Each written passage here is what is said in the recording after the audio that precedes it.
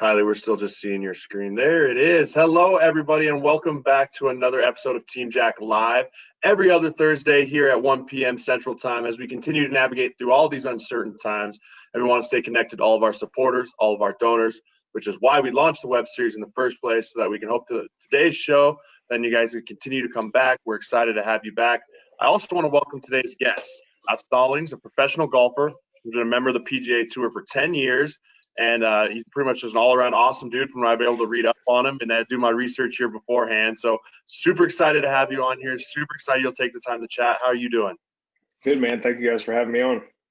Absolutely, man. Well, we'll jump right in here. We'll jump right into some of the questions that we've got here. Again, if you're joining us, please send in questions. We're here to answer them live if we can. That's why we want to do this, create more of a conversation feel here. If you got questions for Scott or myself, please send those in, and we'll try and answer those as we get towards the end of this discussion here. So, Scott, first question. You've been on the PGA Tour for 10 consecutive years, which means you've started at a pretty young age. Kind of tell us how you started and how your career got rolling. I played golf at Tennessee Tech. I graduated in 2007 and kind of progressed from there. I played mini tours for about 18 months and then graduated to which is now the Korn Ferry Tour, is the nationwide tour, when I played in 2010, and was able to get my PGA Tour card in December 2010, and then went on from there. And this is my 10th year on tour. So that's a very short answer to us. I feel like it's been a long career, but I'm only 35, so I feel like in some ways I'm just kind of getting going. Absolutely. I mean, you got a lot of golf left in you. And I mean, I know I just started golfing last year, I think, and it's one of the more aggravating things I've ever done in my entire life. So we're excited to continue to watch you in career as you keep going. I mean, when did you know that you were going to want to play golf, and I mean golf for a living and a career? Or when did that maybe you say, man, I can play this at the level where it can become a career? I don't know. I'd say there's some point in time where everyone has in their career, it's like, can I still do this? And I'd be lying if I said I haven't had those myself, especially with some of the health stuff that I've gone through. But now I think it's about surrounding yourself with people that maybe a little bit believe in you a little bit more than you believe in yourself. My college coach was pretty diligent in that. I mean, early in my college career, I mean, I felt like he was being super hard on me, singling me out. And it was honestly, he just saw something in me that maybe I didn't see in myself, and just wanted me to pursue golf at the highest level and push me on to chase a career in professional golf. And I'm very happy that he did, and able to pursue a dream of, a 13-year-old kid that saw Tiger Woods win the Masters. And now I feel fortunate I'm able to go out there and play with, the best player ever. I mean, talk a little bit more. I mean, so everyone that's been an athlete understands that those trials that you go through really are what shape you into becoming who you are at the middle of your career, and you really at the end of your career. Do you have a specific memory where you're like, man, this was the hard part, where that coach maybe really was like something specific that maybe been a turning point in your career, or really that like kind of stood out to you? Yeah, I mean, in college, we had this Hall of Fame dinner, and any college athlete had been to one. Where you see, some people, past their prime, or, may or may not recognize them for whatever you were. I played at a small Division I school, and man, to be honest, I was a jerk. I wasn't paying attention. I wasn't very respectful of the people that were listening. I mean, a guy was up there in like a walker. Goodness gracious, man! Like what? Like, we're wasting our time being here. And my coach pulled me aside in front of everyone at the end of the Hall of Fame induction, and I mean, just absolutely let me have it. And just told me how disrespectful I was being, and he said, if I hope I'm not wrong, but in my opinion, you're going to be one of those people on that stage when your career is all said and done. And there's just like that.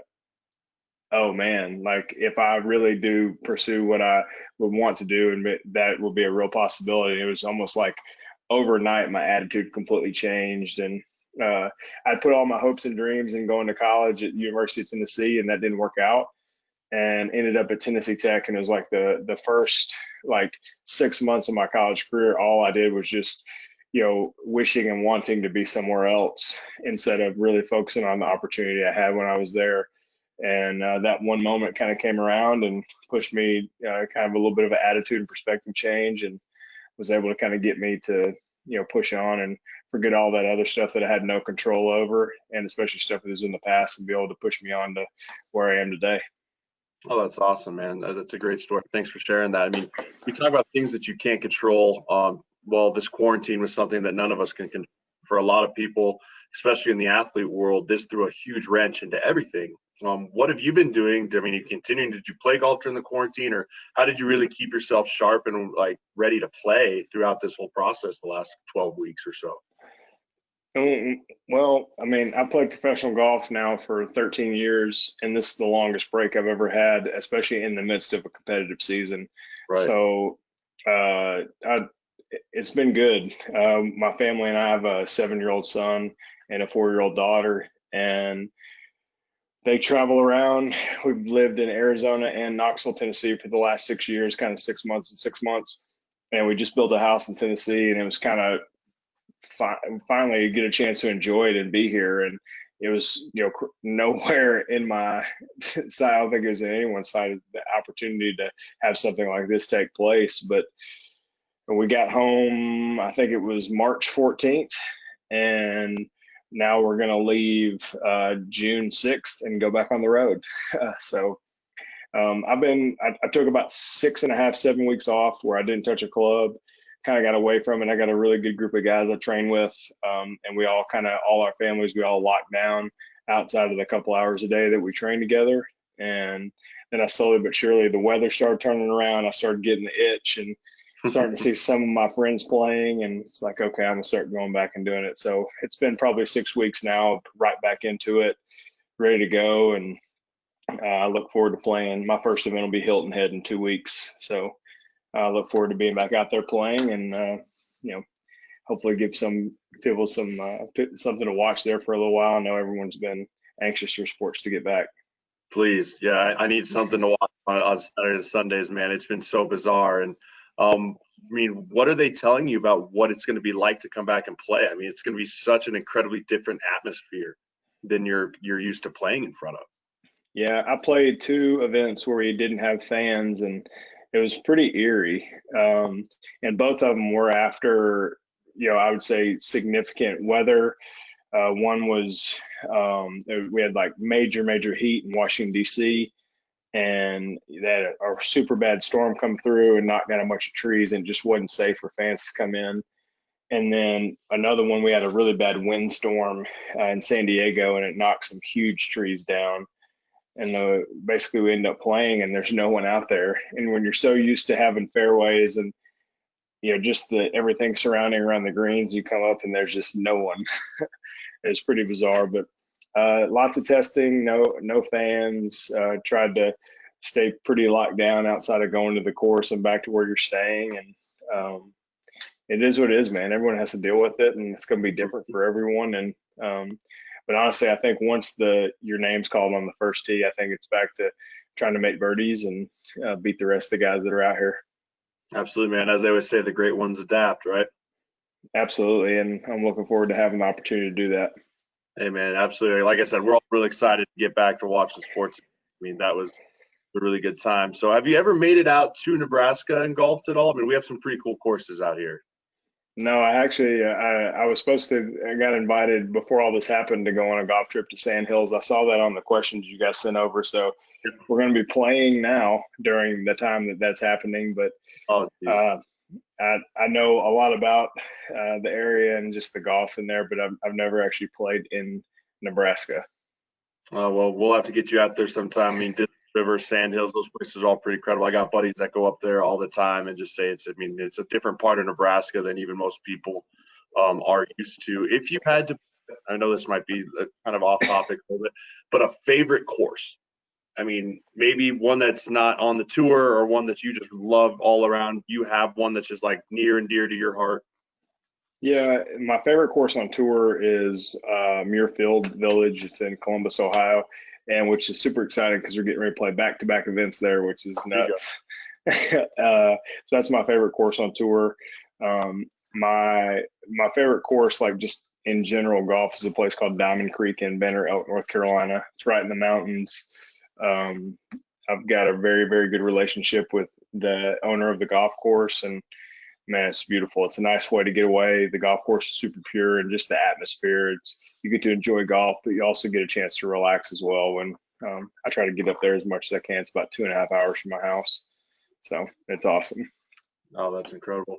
Well, I mean, talking about relaxing and staying like calm with everything, when there are people there and it's crazy and it's wild, and I mean, I have a very different view on it from when I'm playing in the NFL. Everyone's screaming at me and telling me like, we mean it's wild times, but when you step up to a tee box, there's much different distractions. You got people walking around, you got things going on. I mean, you got the guy holding the quiet sign, but sometimes not everyone's quiet. I mean, what are some things that you've learned over your career, or some things that you practice in order to block out those distractions, or maybe embrace those distractions and bring them into your game to help elevate your game?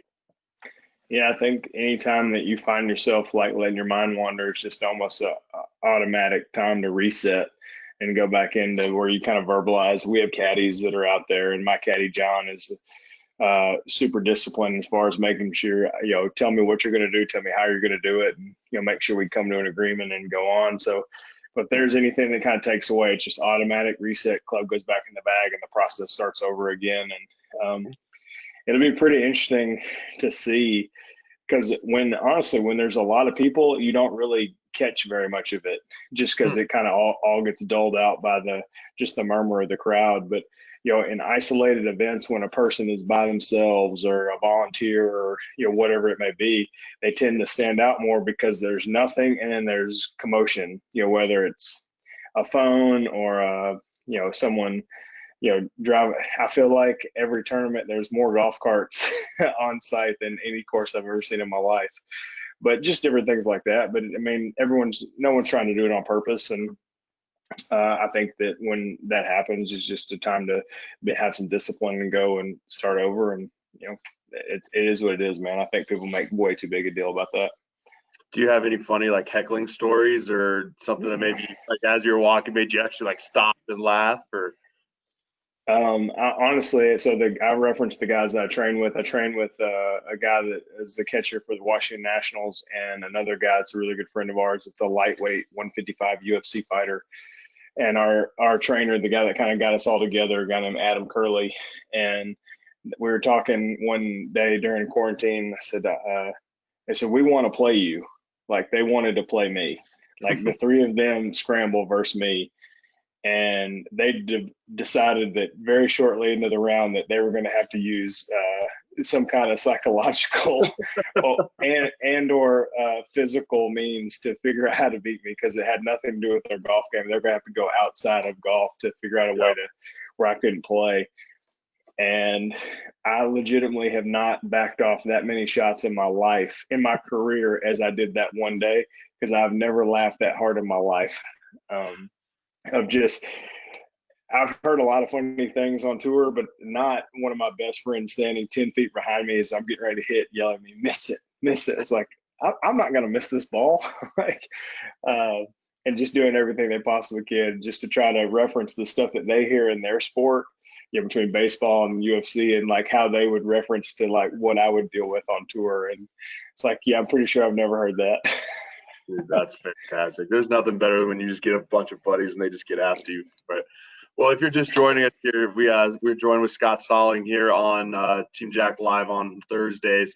And if you have questions, please send them in. We're going to try and get to all your questions here at the end of our discussion. We got about another 15 minutes with Scott, and we want to try and answer some of you guys' questions. And now you've sent some in via email, but if you're here in the chat, please send them in, and we will try to get to them here at the end.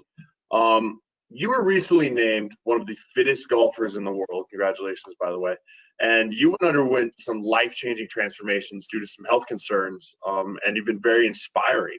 Can you talk a little bit about that journey and really what kind of triggered that journey from beginning to end? I mean, honestly, to not get too far into it based on time, but I mean, it just came down to a lack of ownership and discipline, and just kind of putting my head down and thinking I could do what I want when I want without much recourse on the other side, and kind of let some things slide. I had a poor diet. I had a bunch of habits that kind of needed to be sorted out, and next thing you know, you end up at a bunch of doctors' offices trying to figure out what in the world's happened to me.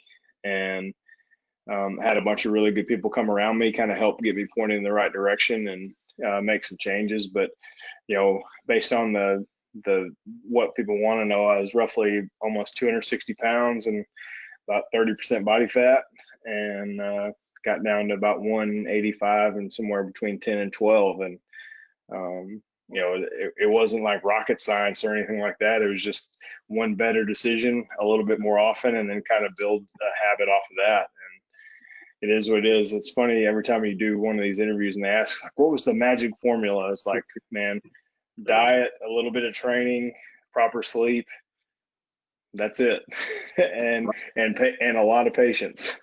It wasn't always easy, but just like anything, how easy it was to fall in those habits and things that kind of got you to where you were, just as easy is to create healthy ones to, kind of build a foundation of health and understanding of, you only get one chance at this, and this is the only body that I get, and I need to be a good steward of it, and, do the right things, because you take care of it. It's amazing what the body can do. Yeah, man. I mean, I'm recently retired from the NFL this last year, and I'm working on getting down from, I was about 316. I'm down to about 290 now. And the patience thing is what's not my favorite thing about it. Cause it's like you said, there is no like flip the switch and you're just right back to it. I mean, diet is the biggest part. And I mean, that's been the hardest thing for me, cause I like my sweets. So that's the tough part. It's funny working out with some NFL guys, and, you can tell the guys that are training to stay playing, and then the guys that are training that they're not playing anymore. And it's like, the traditional like weightlifting and stuff that you guys do strength wise to build like while you're competing, and then as soon as that goes away and retirement hits, it's like a completely different methodology. So you go from one part of the weight room that you've only ever been to a different part of the gym that you didn't even know existed. Oh yeah, we call the old YMCA, like the old man YMCA workout. You got the machines, you can do like quad extension, put a bar. I put 315 on my back since I retired. It's been fantastic. So, well, I mean, as we're wrapping up here, I mean, what are some advice that if you could talk to athletes today in the world and the age that we live in today? I mean, social media and the pressures of being an athlete that seem to evolve daily. I mean, it's hard to even keep up with. But if you could give some advice to young athletes today, what would you say? Surround yourself with a core group of guys that have unprecedented access to be able to speak into your life, your career, your in and out of season, your on and off the field or court or whatever it is you're playing. And, those are the only people that ultimately get to make those calls. And, as you progress in your career, you're going to be surrounded by people that feel like they have unfettered access. And if you have that nice core group, especially, I was very fortunate to have that at a young age, especially at a time in my career when I had nothing, and develop that. So I knew that truly these people had my best interest at heart, and they could tell me anything, whether they thought I was being an idiot, whether they thought I was doing great, or just someone to come alongside and say, man, how are you doing? And because as much as, and what I do is not a team sport, it's individual. It's all based on me. And you kind of feel like you're on an island at some point, and then you're the only person there, because it ultimately comes down to you and how well you execute and deal with everything on and off the golf course. So having access to be able to, man, I'm really struggling in this area, or, I'm thinking about this, or any kind of decision making, kind of be able to bounce things off without having to worry about any kind of biases. Who were some of those guys, maybe when you got role models? I mean, growing up, I'm sure you looked up to guys, but maybe when you got into the PGA Tour as a young age, were there certain guys that you reached out to as mentors or just for some advice? Yeah, Kenny Perry was my, I don't know if he's my role model. He's about the same age as my dad. And I basically, he gave me a lot of access very early in my career. I was able to spend a lot of time with him and his wife, Sandy, and his son, Justin, and I are the same age. And we just almost through him said, man, I have so many questions. I don't know about this. I don't know about that. And, I was a young guy on tour and trying to figure it out. And he'd been on tour for over 20 years, and like, all right, he's done a good job. Let's try to figure out what he does and try to manage it from there. So he was a huge source of help. And even now he's playing on the Champions Tour. I don't see him near as much, but if I needed anything or had a question, I would happily, give him a call, and, he would answer, and he'd probably laugh and give me a hard time. It's been 10 years. You hadn't figured this out yet. But definitely a great resource for me, throughout my entire career. I mean, as you mentioned, you surround yourself with people that you can talk to and understand. But have you reached out maybe to, now that you're a veteran? I mean, I don't. I think you'd be technically a veteran in the golf world. I mean, it's hard to, but I mean, double digits I think counts you as a veteran. Have you reached out to young guys that are on the tour and try and help mentor them along as well? I guess I don't necessarily try to reach out. I would say that I'm available. And especially now as my kids are getting a little bit older and kind of transitioning into school and not traveling near as much as they are, I definitely have significantly more time on the road, to grab a dinner or grab coffee or just kind of be there, especially some of the younger guys, and dealing with the ebbs and flow of new life and understanding, you something you've dreamed about your entire life as far as playing golf at the highest level. And then all of a sudden, it almost like, oh, I didn't know it was going to be like this, and seeing different things like that. So um, I would say that there's a few guys that I've definitely had conversations with, but it's not like I'm going out handing out a business card like, let me Right. help you with your career. I just think that it just kind of all kind of sort of happens, but that's definitely taken place over the last year or two. That's awesome. Well, last question here from before we get to some of the audience questions. But one thing you've always said is there's two things that you control your attitude and your effort. I mean, that pretty much, that's inspiring for people to hear because it's a true quote. I mean, is that a quote that you live by every day? I mean, is that kind of something that's a motto for you as life? Yeah, I mean, I think it's just a good understanding. Like ultimately, if that's the way that you approach every and all situation, that not a lot can take place or throw you off your game, because the attitude that you have, of any situation and the effort you put forth to either block it out or, especially, bad information or bad things happen. Like, people just don't tend to take adversity head on, and, tend to kind of skirt away from it because it's uncomfortable. They don't like it, or, they're worried about some potential outcome, and said, I'm just going to handle it and deal with it. And I'm going to just have the best attitude I possibly can, and not skirt away from whatever issue it is that's in front of them. And something that I've had, and that's kind of the way that I utilized through my health journey and how I looked into it. Because man, there were some times that I did not want to do it anymore.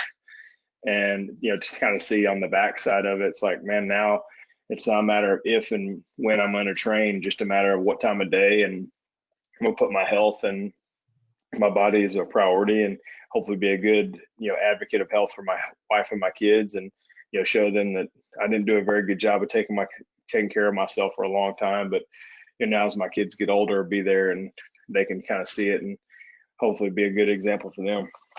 Absolutely. Well, we'll move in. We got a couple audience questions here. We'll kind of rapid fire through these. First one, how many rounds of golf total, practice rounds, tournament rounds, just for fun rounds, do you think that you played for a year? Oh man, I know. 300, Ballpark it. You can ballpark it.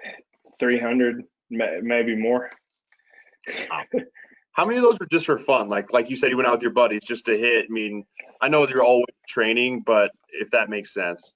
Yeah, I don't like to practice very much. I like to play, and I always say I don't get paid how I hit balls on the range. You get paid how I hit it on the course, and so that's my barometer. If I will practice if I see something that I'm struggling with on the golf course, but if I feel pretty good, like I won't practice very often. I will play. I'll play 54 holes in a day, like no problem.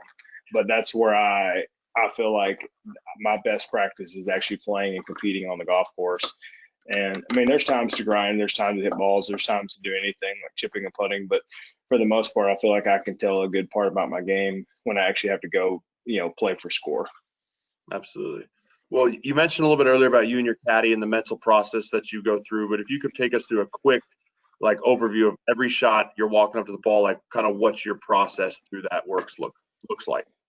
Taking into account all the variables, distance, wind, turf conditions, everything that kind of goes about it, and then you kind of see what's, you know, not necessarily like I grade it, red, yellow, green, but in terms of, is this something we're going to try to attack? Is this something we're going to try to play for a certain area?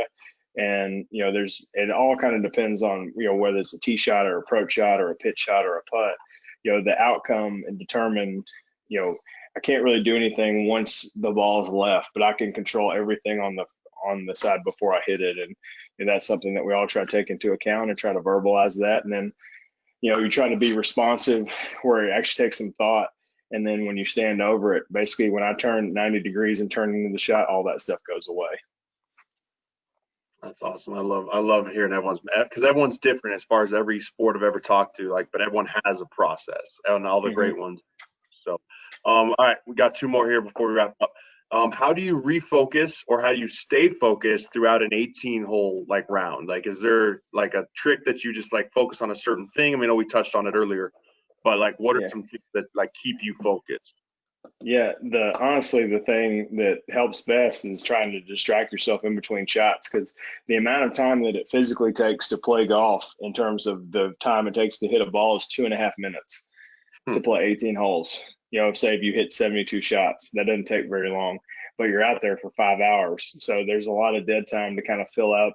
There's the walking, and kind of utilize, the other stuff to make it where when you do step into the shot, your time and attention is focused properly, instead of just where you just grinded for 4 hours and then you just have that cliff you fell off because you're exhausted or your mind just spent. So different things like that. But I think by understanding that, and it's okay to let your mind wander, throughout here and there, but then be super focused when that time's called and it's your turn. And, my caddy does a really good job of that.